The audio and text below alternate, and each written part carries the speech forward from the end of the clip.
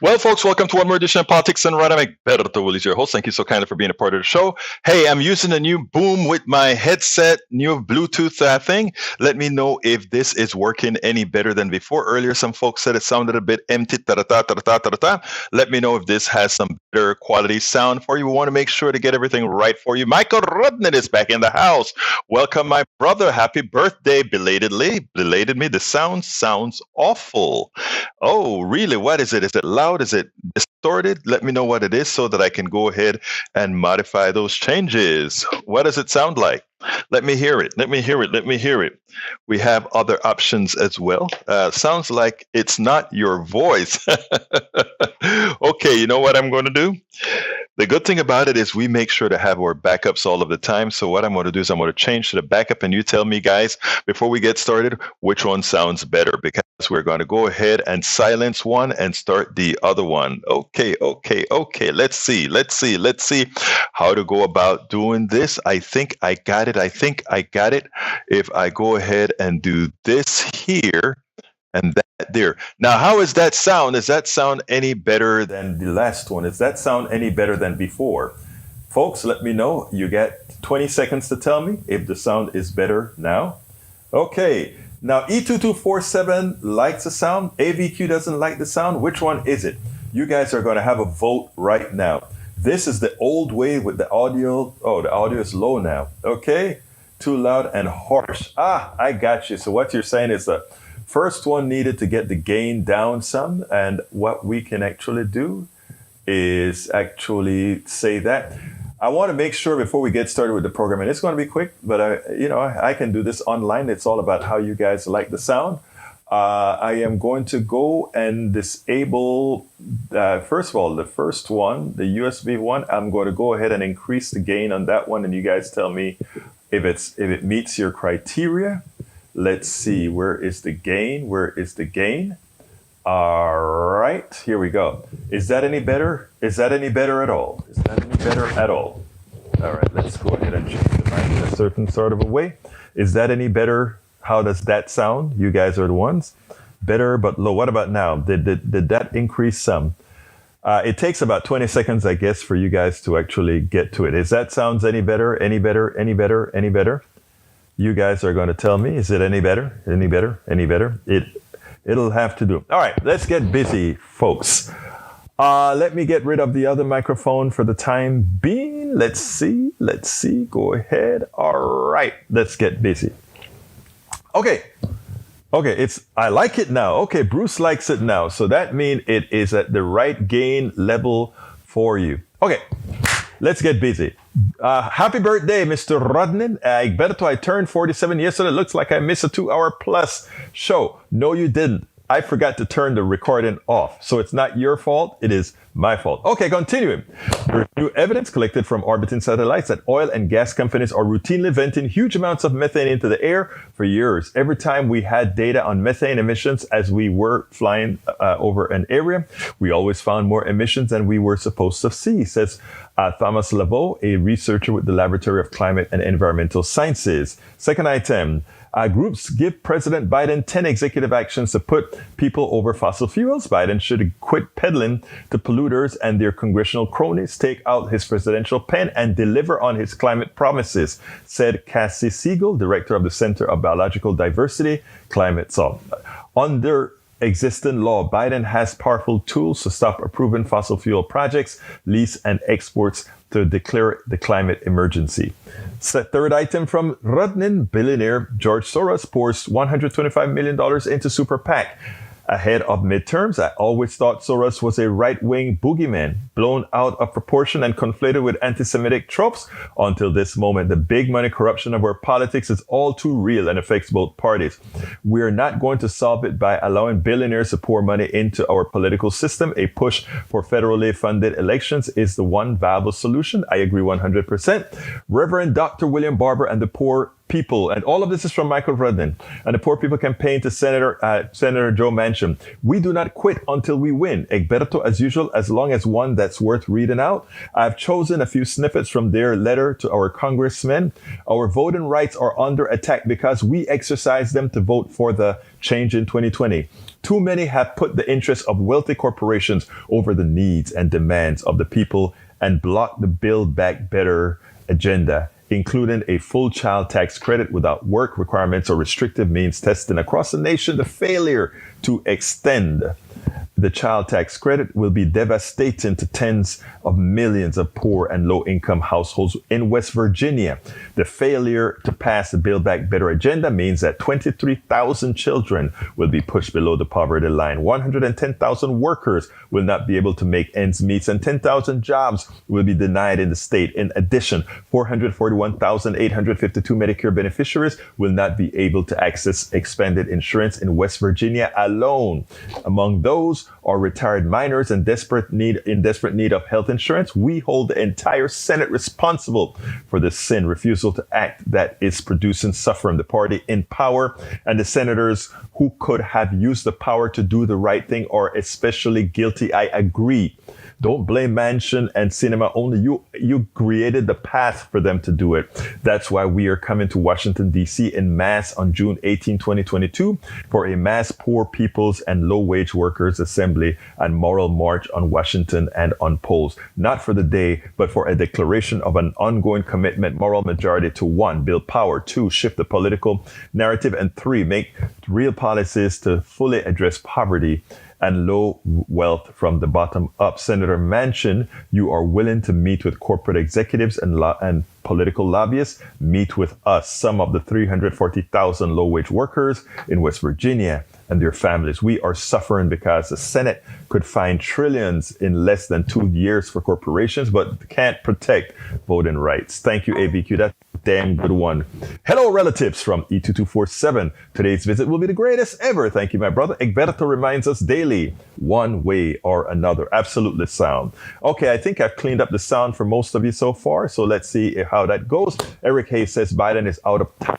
He has to go to New York. And I tell you what, I'm going to show you how out of touch Biden is, right? Because that is what you guys would like to believe, that Biden is out of touch. Biden is not out of touch in the least. In fact, I think Biden has been successful for what he needed to do, not what he wanted to do, not necessarily what he needs to do, because I think a lot more needs to get done. But above and beyond that, let's go ahead and play this. I want you guys to hear this, and then I'll continue saluting all my great people that are here. But I want you guys, it's important that you guys listen to this right now.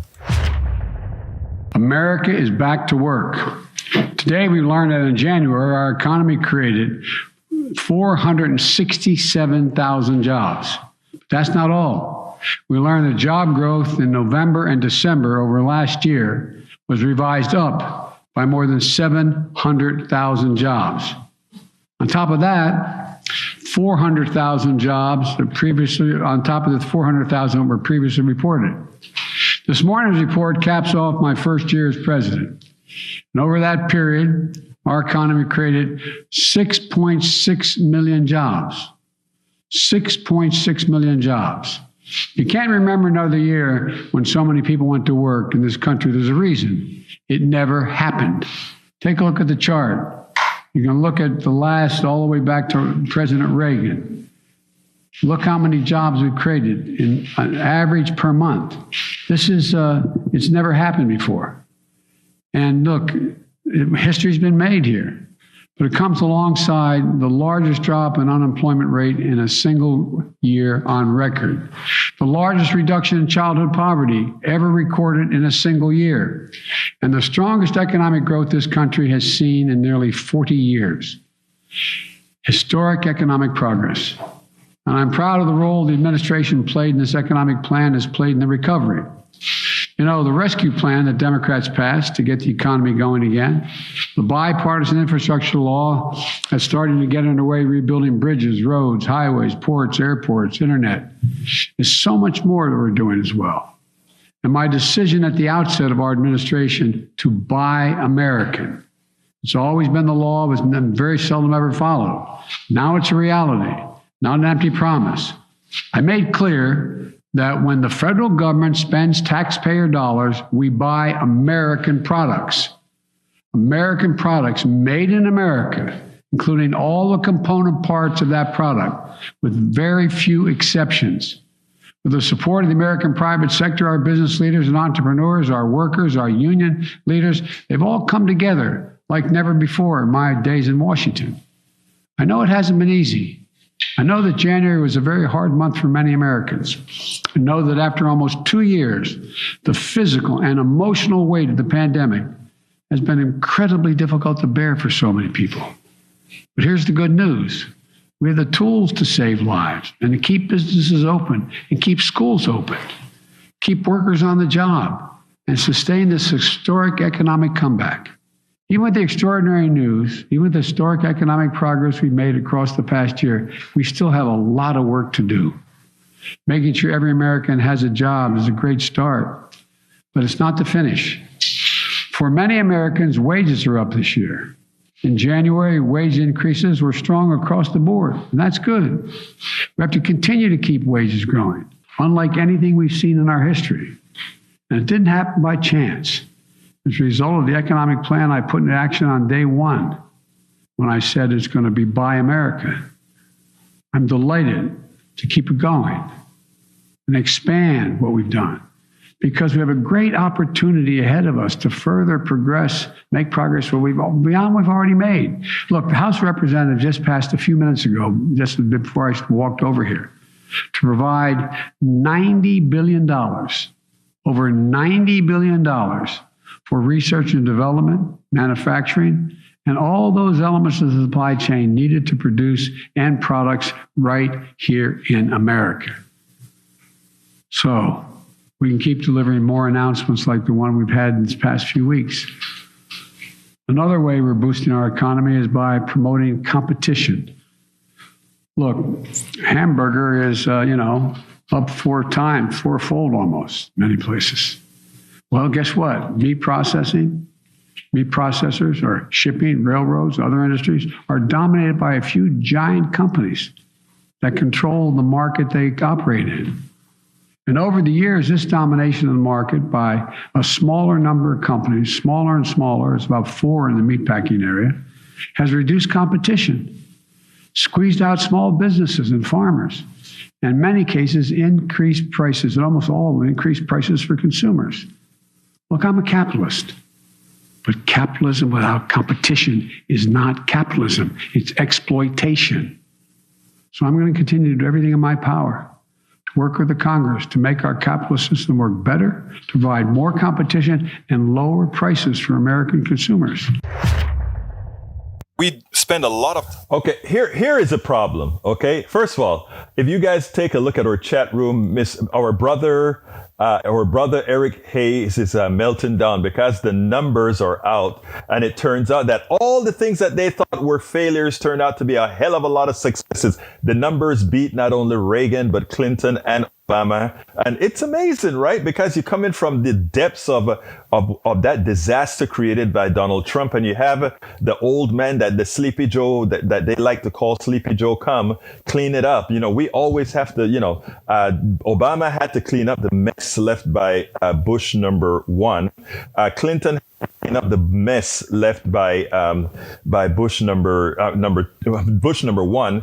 Obama, Bush number 2, and then here comes Biden having to clean up the biggest wreck of them all, created by yet another Republican, meaning they'll send you out of Trump, right? And the numbers are out. And the Republicans, they don't know what to do, because you have to have ideologues that are going to say, oh my God, even though the numbers are great, wait till November. Let's put those people who screwed everything up back in power again. The psychology of the failure of ideology it's crazy. Now, let me just hit Brother Biden back for something there. Brother Biden just told a bold-faced piece of, I won't call it a lie because it's not black and white, But here's what he said. He said, I am a capitalist. That's what he said. And I believe him. He's a capitalist. He's a neoliberal. And then he says, and by the way, capitalism doesn't work like that. Capitalism depends on competition. And, so the government is going to do something to make sure there's competition. Biden is wrong. Capitalism is working exactly as it was designed to work right now. And when you go ahead and insert the government to make sure that the evils of capitalism aren't realized, it is no longer capitalism. And that's what nobody wants to say. Yes, I want the markets to work in such a manner that I can create a pizza shop, that I can create my own software company, etc. But I want there to be controls to prevent me or anybody else from enslaving anybody else using the financial system to do that. And the only way to do that is for we, the people, the government, to get involved. And that isn't capitalism. Capitalism by design. Ask Milton Friedman. You are doing whatever it takes to maximize the income of your shareholders. And that ultimately degrades into monopoly. Because in order to get a bigger market share, you have to kill the enemy. That is capitalism. And until we are honest with ourselves, all the destruction created by it will continue because we fail to look at things the way they really are. It's that simple. There's no complexity there. All right. So let's go ahead and continue, my dear brothers and sisters. Melanie Keelan, welcome aboard. Peggy Lopez, welcome aboard. How great to see all my peeps. Tom C. Muchísimas gracias por estar aquí. All right. Eric Hayes says, we keep seeing this finally, the press doing what they are supposed to do, pushing for real details and transparency. Hey, how comes Biden official won't declassify information except, well, we're going to learn about some other things about that. Anyway. Hi all, February 4th, amazing day in history, 1789, first U.S. president elected, 1861, states meet to form the Confederacy, 1913, Rosa Parks was born, bringing us here again, saving democracy. Melanie Keaton, welcome aboard, and happy birthday to Michael from yesterday belated, Rose Williams. Hello, Rose, how are you doing? Every time I flew from Singapore to Paris over the Middle East, wells, there were burning off methane. The typical efficiency is 98%. So slots of CH4 going up at 28 times CO2. Solution is to leave oil in the ground or bring it up and separate the capture CH4, which is not cost effective today. Exactamente. Bill Biden has not been successful at all, according to Eric Hayes. The crisis business, you keep lie to yourself. It's called willful ignorance, my dear brother Eric Hayes. We present you the data. You decide that the data doesn't fit with the lies that you hear from the right. So you disregard the data and just put your head in the sand. Hey, some people can live that way. When somebody teaches me something and I have to change my mind, I am happy to do so. Bruce Pollard says, I'm back to work. Eric Hayes says, let's see how he does in November. If he loses in November, it is saying that a group of people would rather use their ideology over their own economic stability. Hey, people do that all the time. That's why the book was written, Whatever Happened to Kansas, right? That book said it all. Nanette Bird Smith, welcome aboard. Bruce says, Eric, don't blame him totally for Afghanistan. He shouldn't be blamed at all for Afghanistan. Afghanistan was somebody else's disaster. And it was always going to be completed as a disaster. Daniel Ledo says, whoa, the guy who spent 40 years shipping American manufacturing to China now wants to buy America? What a douchebag, he says. Well, all of them, all the neoliberals wanted to do that. So you and I aren't going to fight about that one at all, Daniel Ledo. But, I always believe in atonement. Atonement is good for me. Michael Rodin says, monopolization creates price gouging. This happens in the meat processing. It happens in the big pharma, health insurance. It happens everywhere. Yes, that's by design. Capitalism. Maywood, welcome aboard. All right, Michael Rodin says, when the government will regulate capitalism to make sure the people and the environment don't get screwed, that is no longer called capitalism. And you're absolutely right. You get social democracy, 100%. Sir, thank you so kindly. I wanted to say that, but I would prefer my audience to say that. So, Radnin, perfect. Alistair Waters, how are you doing, my dear sister? My life has improved since President Biden has been in office. Of course, Carl Cox is here. Welcome, my brother Carl. Great to see you here. Michael Rodden says artificial inflation is what happens when corporations pretend there is inflation and raise price. And that has happened with oil all along. There's always been an oil cartel. We never had a shortage of oil. We've never had a shortage of food. All these things are manufactured in order to increase prices. Eric Hay says, I have my own opinion and will do as I do. Of course you will. I can't stop you from doing something silly. Of course not. That's what freedom gives. Freedom gives us the ability to be wrong. You're wrong, but it gives you the ability to do so. All right. Alistair says, thank you, or rather, amen, Michael Rodman. Well, look, I had a wonderful interview today with Katrina van Heuvel. She is the one she's the editor and publisher and owner of The Nation magazine. I think you guys all know her. I think you're going to love this interview that I did with her. So let's go ahead and do that, and then we'll take it on the other side. Welcome to another edition of Politics Done Right. I'm Egberto Willis, your host. Today, we are honored to have Katrina vanden Heuvel with us today. She is an American editor and publisher. She is the publisher, part owner, and former editor of the progressive magazine, The Nation. She is often a commentator on political televisions, including ABC, CBS, NBC, and all the major networks. Vanden Heuvel is a member of the Council of Foreign Relations, a U.S. nonprofit think tank. She is a recipient of the Norman Mailer Prize. Vanden Heuvel graduated from the Trinity University in 1977. She graduated summa cum laude with an AB in politics from Princeton University. Ms. Vanden Heuvel, thank you so kindly for being here in Politics Done Right. How are you doing today? I'm okay. Please call me Katrina. All right. No problem. No problem, Katrina. Anyhow, look, one of the reasons that I wanted to talk to you today is your expertise on what's going on in Ukraine right now and NATO and the United States. Why don't you first give our audience a rundown of Ukraine from its recent nascent existence? So thank you, and honored to join you. I'm not an expert. I'm someone who's traveled to Russia, really Moscow, for 40 years and have covered the country. And certainly I've covered the crisis, not just in the last months, but over the last decade or more, really since the end of the Soviet Union, 20 years. So Ukraine is a very large republic adjoining Russia. The crisis right now is that we're witnessing a civil war that has become a proxy war, that has become a geopolitical struggle. Ukraine is an independent country. It's deeply divided between East and West. Kiev, they speak Ukrainian. In the east of Ukraine, it's Russian speaking. These are important issues in terms of protection of rights and language. The grave sin here, if I might say, was NATO expansion, which your listeners may know some about, but just briefly, at the end of this, when the Soviet Union ended, the Warsaw Pact, which was the counter to NATO, collapsed, as it did the Soviet Union. So the question was, why was NATO needed? NATO had been designed to keep Russia out. It was a military structure. It's no coffee klatch. In 1990, in Berlin, when Germany reunified, these were all dramatic events. Gorbachev, then Soviet leader, really a democratizer whose democracy attempts have been squandered, was promised by George H.W. Bush and James Baker that NATO would not, quote, move 1 inch eastward. This was a broken promise. There was no agreement. It was verbal. But it has tainted and poisoned relations ever since. So NATO not only expanded eastward, but it has expanded to the borders of Russia.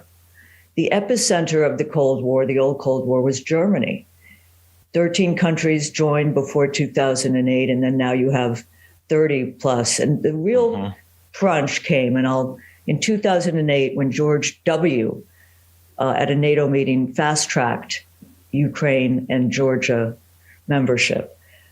You know, there's a delusional quality to our discussions right now because for you, there's a deep asymmetry as well. For Russia, Ukraine is a vital interest.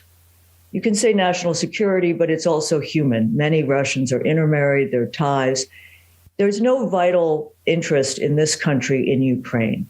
Some people may say that's blasphemy, but it's a realist position.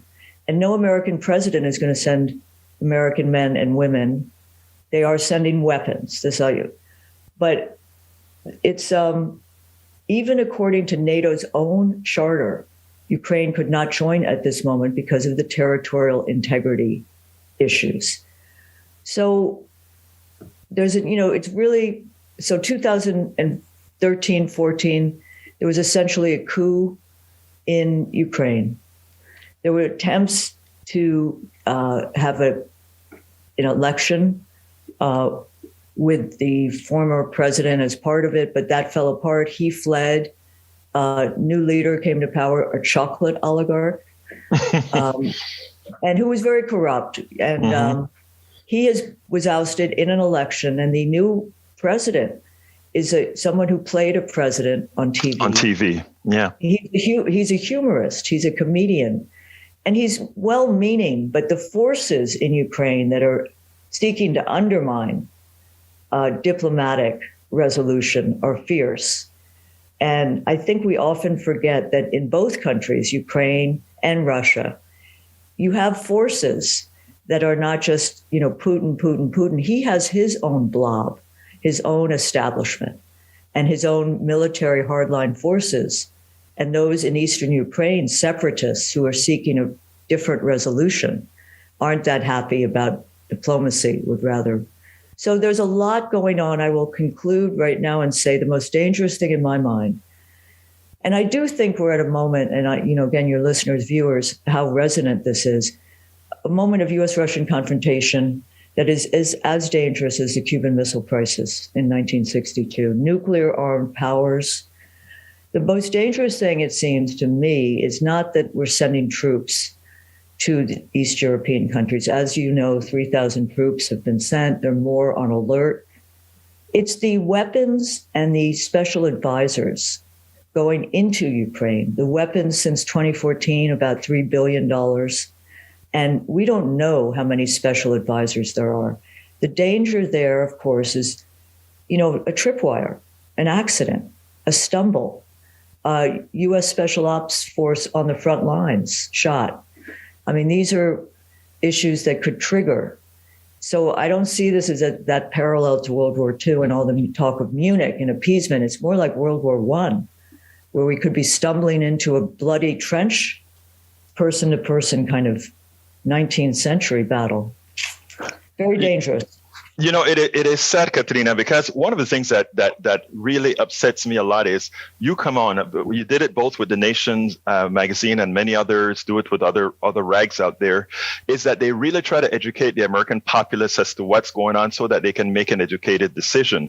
One of the things that I really find intriguing is that we just got out of Afghanistan. And in going out of Afghanistan, we left the defense industrial complex needing. They needed places to arm. And in keeping an intelligent American population, and you create an issue that we don't understand, that what Bush did with Russia, etc., it gives the impetus to provide more weaponry and more business to these guys. I want you to tell me, what do you see as the relation between the uneducated American by design, as well as a military industrial complex using that to push politicians to work against our own interest? Very, very, very good question. So to step back a year or so, I think every few years the United States issues a strategic national security strategy document, 5-year planning. And it was interesting, this past document, that counterinsurgency, as it's called, was downgraded. And the new threats are Russia and China. And they're called it, the new threats. Now, if you take it to your good question, the weapons companies, this is crass but real, don't make that much money in counterinsurgency. The big weapon systems, big ones, are in the old forms of Cold War, China, Russia.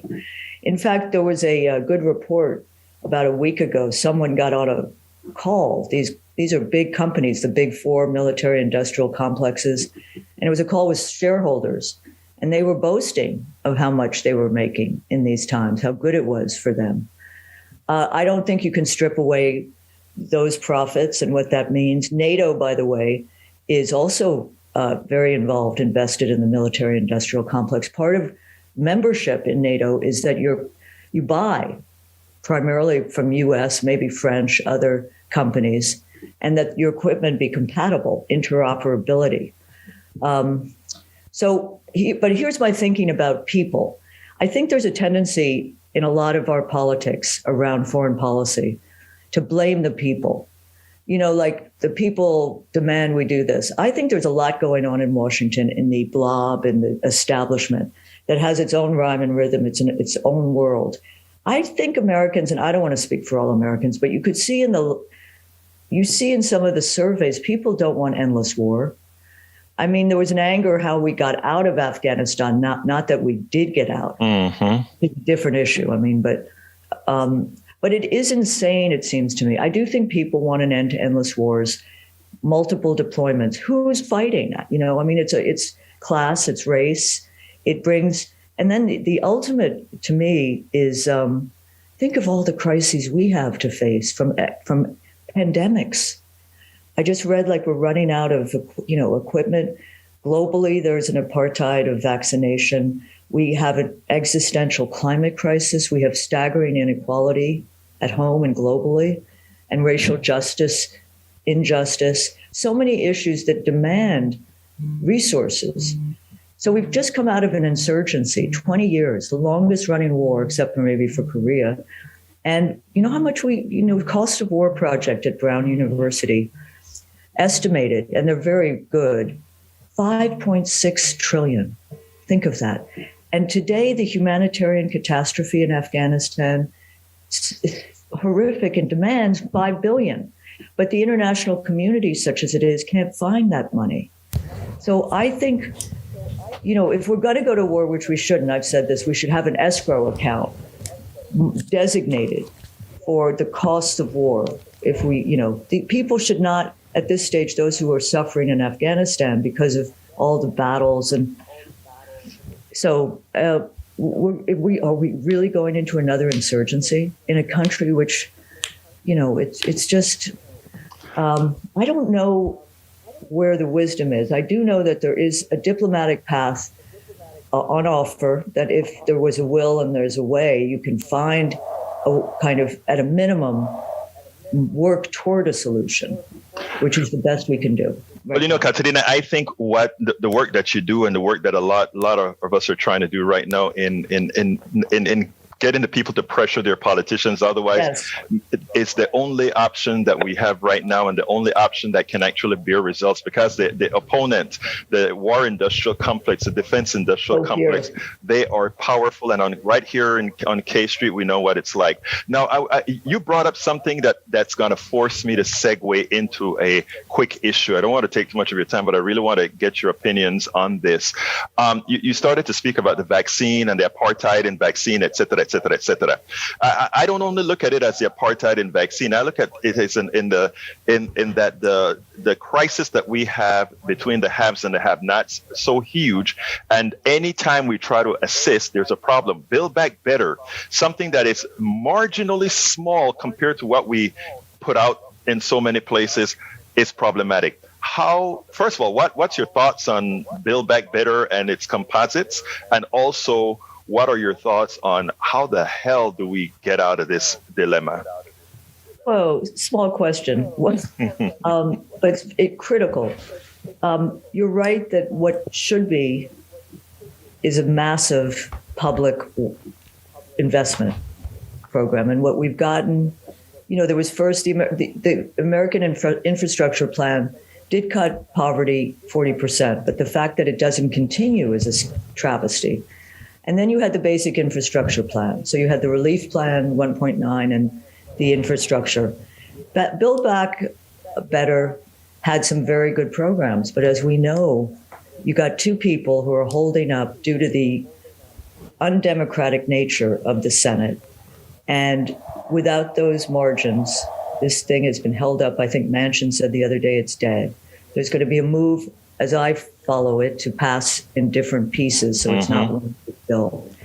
I had a problem with, there was a hope that the bill would be covered, the Build Back Better, as a bill to improve the condition of people's lives. Instead, every day, as you know, in the media, it was sausage. It was, how much did it cost? How much did it cost?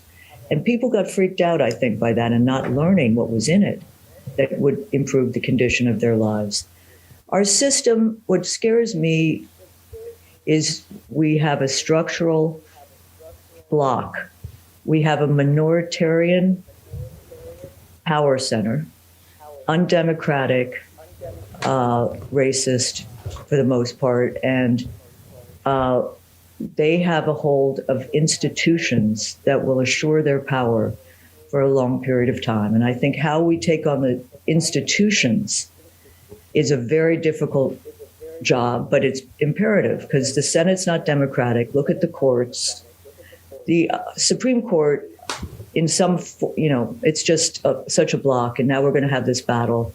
And then you have the state houses, gerrymandering. So these are all demand what you said, people power, but also allied with those inside who can fight the fight. I do think the movements have been strong. I believe in social movements making change. We talk about speaking truth to power.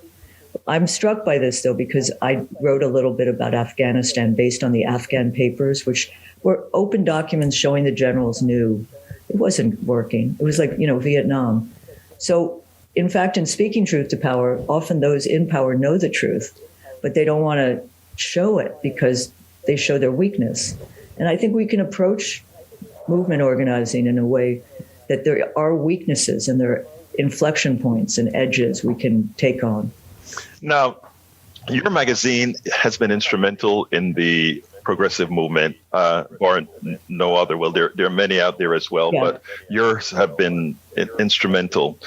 But one of the issues that we have is that we don't get enough coverage of the issues in the detail that you've just spoken about. I mean, you're every now and then they want to get a little snippet.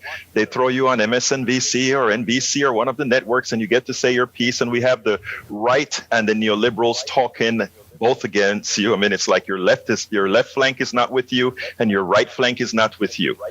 I've spoken about having to really establish a strong, independent network that is not affiliated at all with any of the corporatocracy.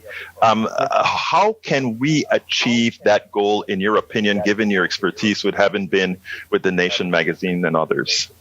Well, I think it's already happening in the sense that younger audiences, and I don't mean to be ageist, are not watching some of the corporate media. They're making their own media. Some of it is of quality, some of it is not. But the technology, not to fetishize the technology, but does allow more independence. And whether it's podcasts, I believe in radio, streaming, there's an ability to hear more voices. And I think many people are sick of the kind of suffocating consensus. You're so right. When I was doing more corporate media, they cast you. They wanted you to be the liberal Democrat. And by the way, that was the kind of range of view. So they immediately limit the parameter of views. And then there was Russiagate, which, you can have different points of view on, but I think it squandered 5 years of our, how much was not discussed and all the attention to it. And I was doing a radio show, and I think, they wanted a liberal. And I sounded not in terms of my views about cooperation with Russia, but in terms of the situation with Russiagate. So, but, and then it's not healthy in terms of the parameters of the possible. And I think, I do think there's more opportunity. It's still not what it should be. These are the people's airwaves. But they are the news. Our first and only centerfold at The Nation was like a glossy centerfold. It was 4 octopi, and it showed like the news was a tiny cog in a corporate entity. That plays a role because these corporations have to go get licensed in DC. It's not, there are a whole set of factors. But I think there's more opportunity. than No. 20 years ago. I end every single one of my interviews with the same question, and that is, what would you have liked me to ask you that I didn't? I love this conversation. I'm so used to 4-second conversations. This is what could have been. I believe in alternatives in life, love, politics. Instead of NATO, there could have been a demilitarized architecture of work and politics in Europe, but instead we've militarized so much that I find that debilitates and depletes the mind. So peace and security and restraint and engagement, and let's start to demilitarize, because it's not assisting anyone. Katrina vanden Heuvel, thank you so kindly for having been on Politics Done Right. I am sure that my audience would be more knowledgeable for it. Thank you so kindly. Very grateful. Thank you. That was very... Well, folks, I hope you enjoyed that. That is vanden Heuvel. She's the editor, the publisher, and the owner, actually, of The Nation magazine. I think you guys know about that. That magazine is one of the most popular progressive magazines on the racks today. All right, Danielle Ledo says she just admitted MSM is leftist. Expect Egberto to ignore that ill fact. No, she said that the MSM wanted her point of view, which was liberal, to combat the other point of view. I mean, you watch it every Sunday. You watch This Week, and you have the guy from New Jersey on the right, and then you get the other folks on the left, Chris Christie on the right, and I mean, they do it all the time.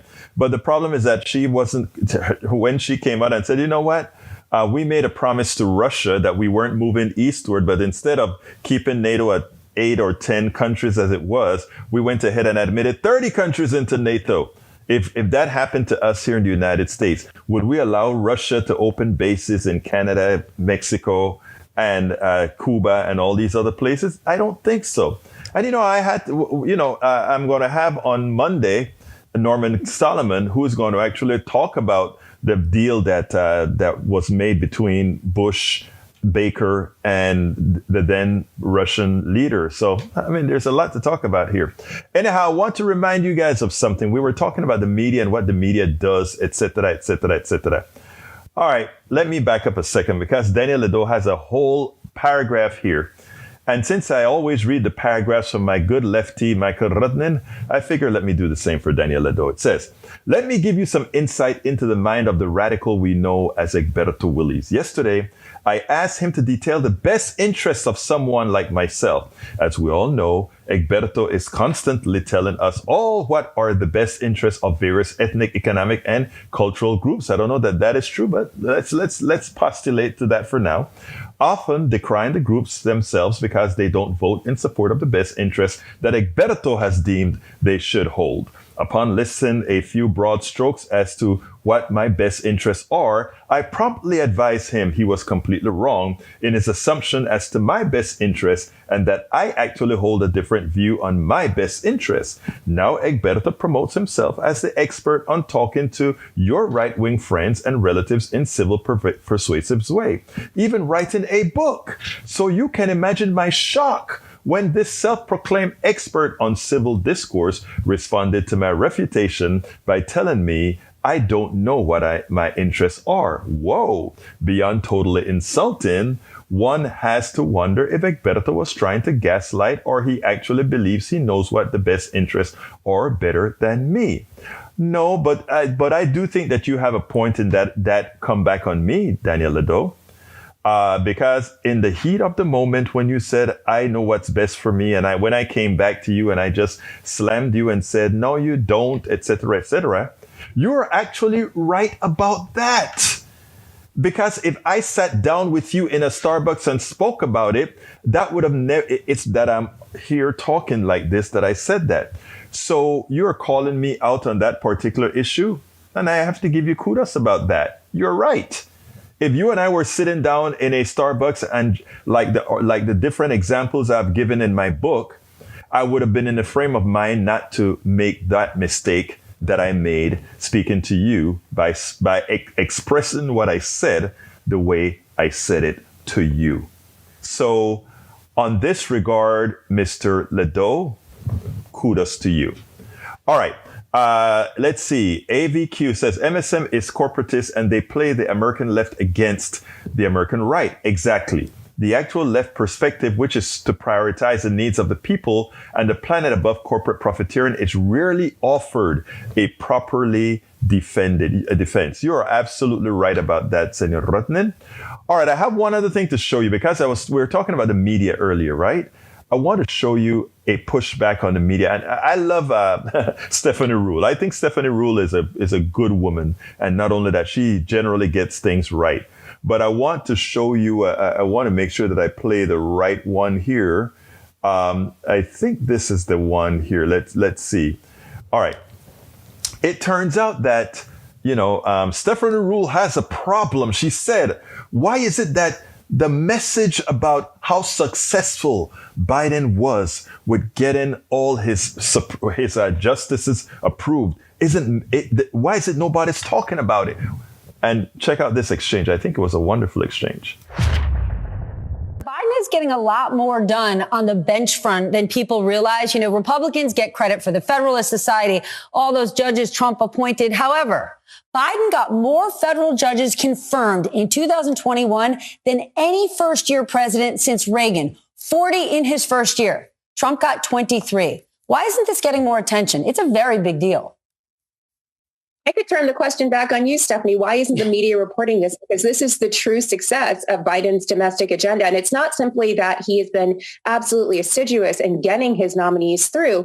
The nominees look very different from what we've seen for a long time. Historically, nominees to the federal courts have been drawn from the ranks of prosecutors, big firm lawyers. He's completely turned this around. Not only is there demographic diversity, there's diversity in the kind of professional experience that these nominees have.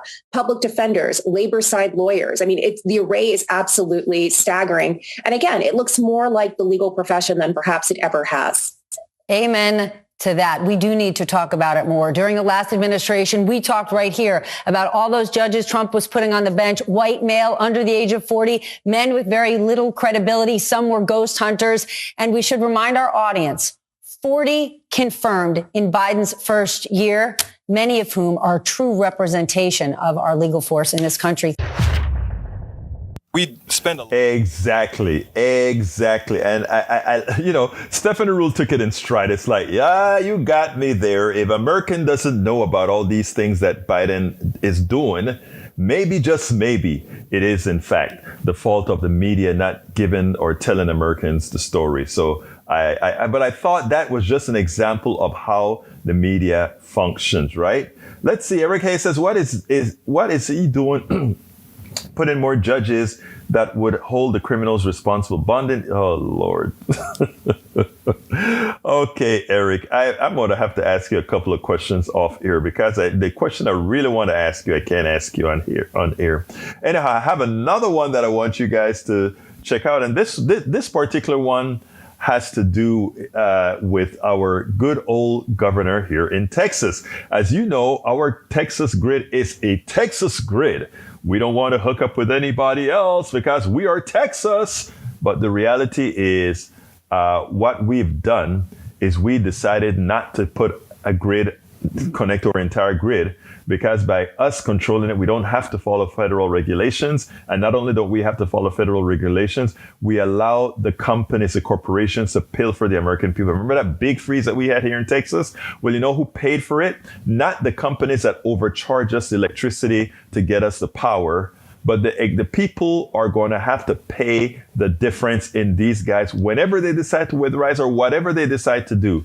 Ultimately, the cost is going to be borne by us, not the shareholders, not by anything else. But El Senor Abbott guaranteed that there was going to be no power shortages or that there won't be power failures. Of course, we had a few, but it wasn't anything like the deep freeze that we had a few ago. But check this piece out. I think it is well worth watch.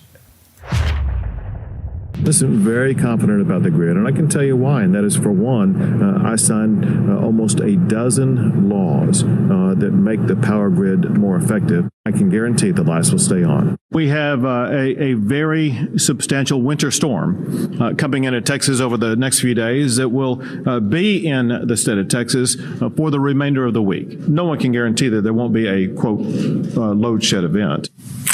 The last thing before we go tonight, Texas is about to face the first major test of its power grid since last year's devastating winter storm. An ice storm already beginning to impact parts of Texas tonight and continuing into tomorrow. In fact, much of the state is under either a winter storm warning or an ice storm warning right now. Up to half an inch of ice is expected in some areas. And that's fueling fears of a repeat of last year's disaster when the state's power grid went down and 11 million people lost power. Some Texans were left without heat or water for weeks, and at least 246 people died. As you just saw, a few months back, Texas Governor Greg Abbott did guarantee the power grid would be able to handle winter conditions this year, before rescinding that guarantee just yesterday. Well, the folks at the Lincoln Project noticed as well, and tonight is out with this warning that Governor Abbott's promise to keep the heat on for the people of Texas just might not be his top priority. A governor's first duty is to protect citizens.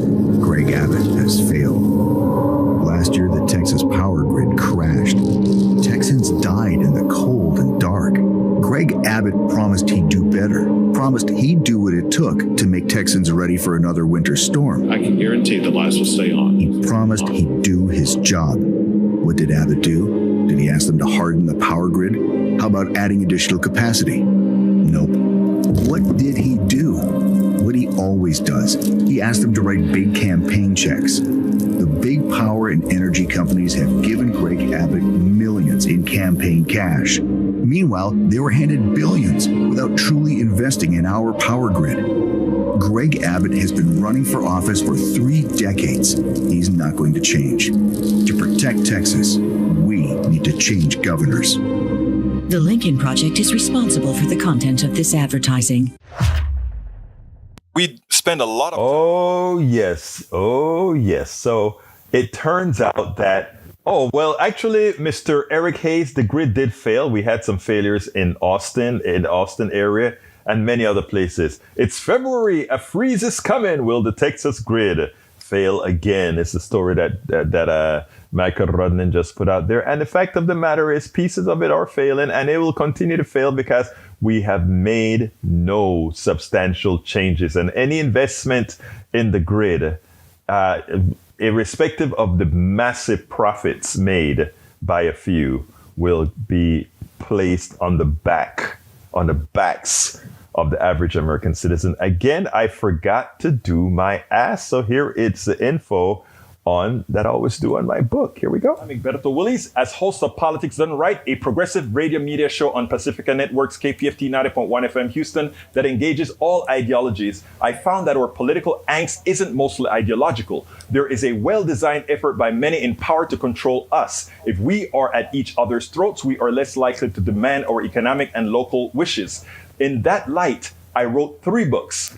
I wrote the first one titled, As I See It, Class Warfare, the Only Resort to Right-Wing Doom, to describe the entire economy in a manner we can all understand. It highlights why it was designed to pilfer most as it empowers a few, the chosen. The second book, titled, It's Worth It, How to Talk to Your Right-Wing Relatives, Friends, and Neighbors, take it to the next level. After understanding how the system pilfers, it is incumbent that we can speak to our peers to empower a change. The third book, How to Make America Utopia, Take Away the Economy from Those Who Rigged It, gives us a place to land. After learning about our economy that is dysfunctional for most and learning how to engage the other side, we point out what would make an economy that works for all.